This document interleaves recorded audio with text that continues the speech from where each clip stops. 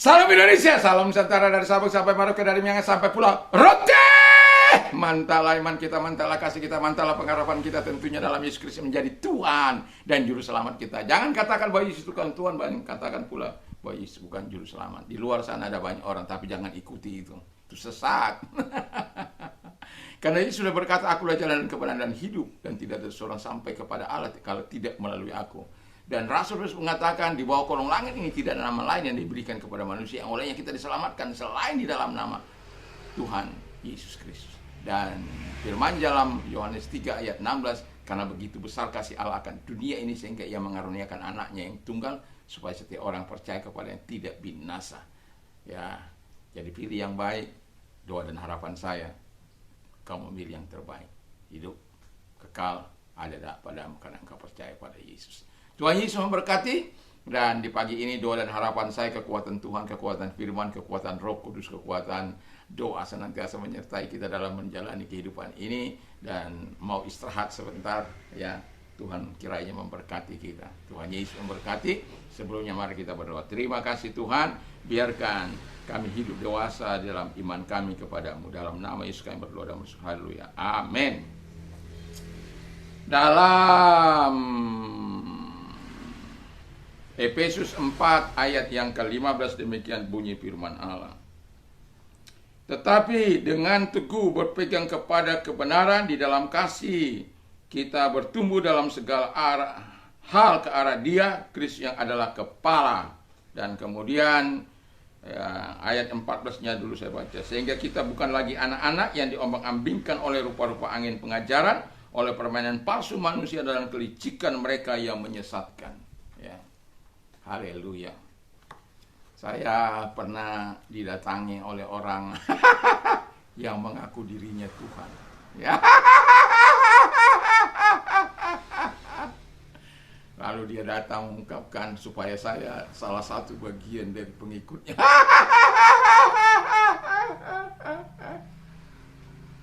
Ini nekat ini, betul. Terus karena dia pintar bahasa Inggris, jadi saya mengungkapkan perasaan saya dalam bahasa Inggris kepada dia. Saya bilang, kapan kamu jadi Tuhan? Dan apa yang bisa kau ciptakan dalam dunia ini? Coba tunjukkan sama saya, kan gitu kan. Ya, lamalah kita berbicara ya. Dan pada akhirnya saya bilang sama dia, sudahlah, kembali kepada Tuhan, kembali kepada jalan Tuhan. Tetapi kemarin saya dengar waktu ikut workshop, ada orang yang mengajarkan yang nyeleneh-nyeleneh. Saya belum ngeh pada waktu itu sampai seseorang menyebutkan ini. Oh, saya bilang. Ya, itu ada banyak orang mencoba menyelewengkan iman kita. Enggak peduli dia kau pendeta, kau mengerti firman Allah. Kalau masih mampu diselewengkan, kalau engkau mau diselewengkan, engkau akan diselewengkan. Itulah kita, sebabnya saya mau katakan dulu kita hidup dalam kedewasaan iman. Jadi kalau hidup dalam kedewasaan iman itu, hidup dalam kedewasaan iman adalah hidup yang berpegang pada kebenaran. Jadi kalau hidup yang berpegang kepada kebenaran, wow. Di dalam Mazmur 119 ayat 30, I have chosen the way of truth, I have set my heart to your statute. Jadi, aku telah memilih jalan kebenaran, dan aku telah memasang atau telah menentukan hatiku kepada hukum-hukummu. Jadi jelas, orang yang punya iman itu punya keteguhan, punya pegangan yang jelas. I have chosen the way of truth. The truth itu siapa? Who? Jesus, Yesus Kristus, our Lord Jesus Christ.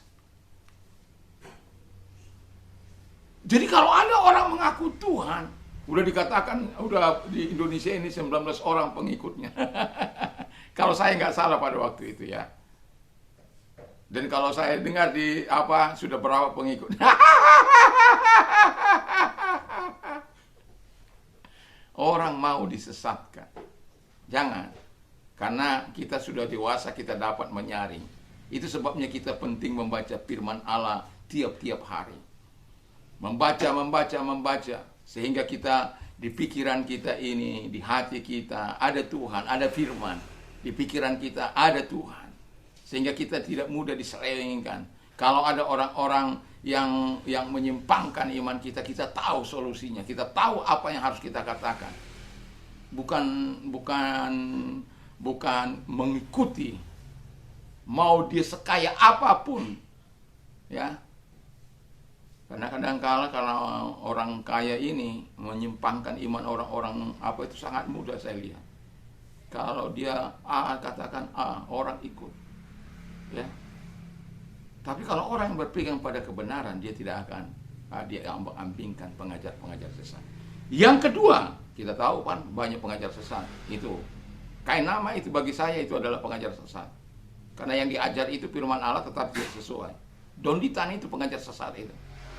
Karena yang dia apakan, kok dia muslim kok apa? Kira-kira kalau kita mengupas-ngupas mereka, kira-kira bagaimana perasaan mereka? Ya. Alkitab mengatakan begini, whatever you want men to you, do also to them. This is the law and the prophet. Apa adalah Matius 7 ayat 12. Apa saja yang kamu inginkan orang lakukan kepadamu, lakukanlah demikian kepada mereka. Itulah isi seluruh hukum Taurat dan kitab para nabi. Artinya begini, Tuhan mengajarkan kita hukum positif. Tuhan tidak mengajar kita kalau engkau melakukan ini aku akan ini. Tidak, walaupun ada ayat seperti itu. Tapi dalam hukum positif ini kita berinisiatif melakukan. Kita berinisiatif mengerjakan. Jadi kalau ingin kita dihina orang, hina orang lain. Kalau ingin kita dilecehkan orang, lecehkan orang lain. Kalau kita ingin dikasih, karena ini tindakan positif. Artinya kita yang berinisiatif terlebih dahulu, orang lain akan melakukan. Apapun yang kau lakukan, kau akan mendapatkan ganjarannya. Kalau engkau baik, ganjarannya berkat. Kalau engkau tidak baik, atau pahala kata orang. Kalau tidak engkau baik, kau akan mendapat hukuman. Yang kedua kata firman Allah, hidup bertumbuh dalam kasih. Wow. Jadi hidup berpegang pada firman, lalu kemudian berpegang pada kebenaran, lalu bukan hanya di situ, hidup bertumbuh dalam kasih. Orang yang bertumbuh dalam kasih itu adalah orang yang dimana Yesus saja yang mengasihi Tuhan, dia harus taat pada perintah Bapaknya. Kita juga harus taat, kita harus hidup menyenangkan hati Tuhan. Dengan apa? Dengan perbuatan-perbuatan baik. Perbuatan-perbuatan baik itu bisa dilihat orang, tetapi perbuatan baik itu bukan rangka perbuatan-perbuatan yang menyogok Tuhan, tidak ada bagi Tuhan. Tapi sebagai imbalan rasa ucapan syukur kita, terima kasih kita buat apa yang sudah Tuhan kerjakan dalam hidup kita. Dan itulah sebabnya saya mau katakan kepada kita, biarlah kita senantiasa ada di dalam jalur Tuhan. Hiduplah dalam kasih. Lakukan apa yang menyenangkan hati Tuhan. Lakukan perintah Tuhan.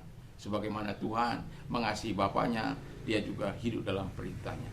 Dan demikian juga kita mengasihi Yesus, lakukan perintahnya. Yang ketiga kata firman Allah, hidup dipenuhi Kristus. Wow, ini luar biasa kalau hidup kita dipenuhi seperti gelas kosong itu ya. Kalau gelas kosong itu diisi terus, diisi sampai meluber. Ya. Dan saya mau katakan tetaplah hati kita ini kosong supaya terus diisi sampai Tuhan memenuhi kita, dipenuhi segala kekuatan daripada Tuhan itu, sehingga betul-betul kita bukan lagi diperbudak oleh dosa. Karena di situ kita jelas tahu bahwa yang tadi pagi saya bilang Kristus adalah kepala jemaat, Kolose 2 ayat 10 itu. Kristus adalah kepala semua pemerintah dan penguasa. Jadi nggak ada satupun penguasa di muka bumi ini, atau itu di atas langit, di bawah di bumi atau di bawah bumi. Semua tunduk kepada Yesus. Dan karena dialah kita menaklukkan setan itu. Karena apa? Iman yang diberikan di dalam hati kita. Iman yang diberikan dalam hidup kita.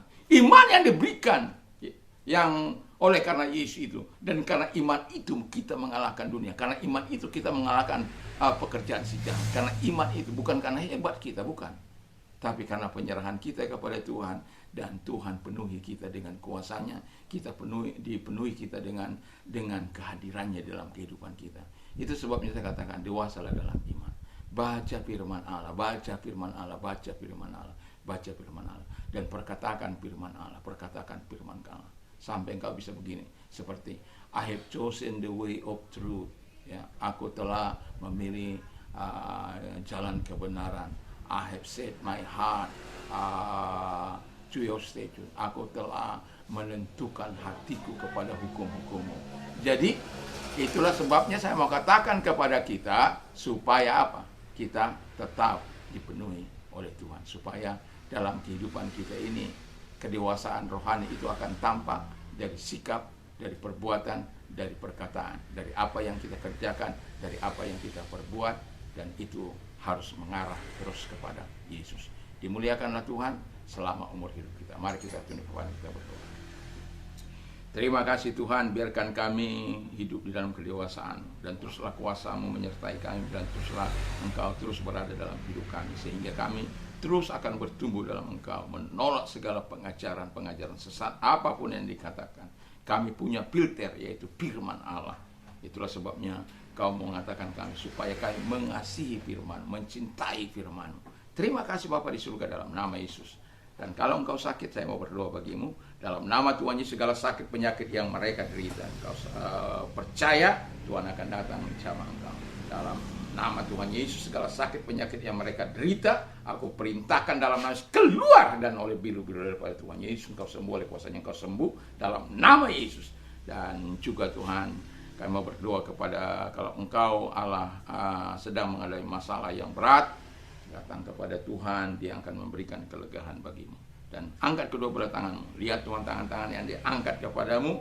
Tuhan tolong mereka satu demi satu, engkau jamah, engkau sembuhkan mereka di dalam nama Yesus. Dan kalau berat beban mereka, Tuhan tolong mereka, dan jangan lepaskan tangan mereka, sehingga mereka bisa berkata, terpujilah Tuhan yang sudah menolong aku, terpujilah Tuhan yang sudah membebaskan aku, terpujilah Tuhan yang sudah memberikan yang terbaik bagiku, terpujilah Dia yang tidak meninggalkan aku. Wow, terima kasih Bapa di surga, di dalam nama Yesus kami bersyukur dan berdoa. Haleluya, amin.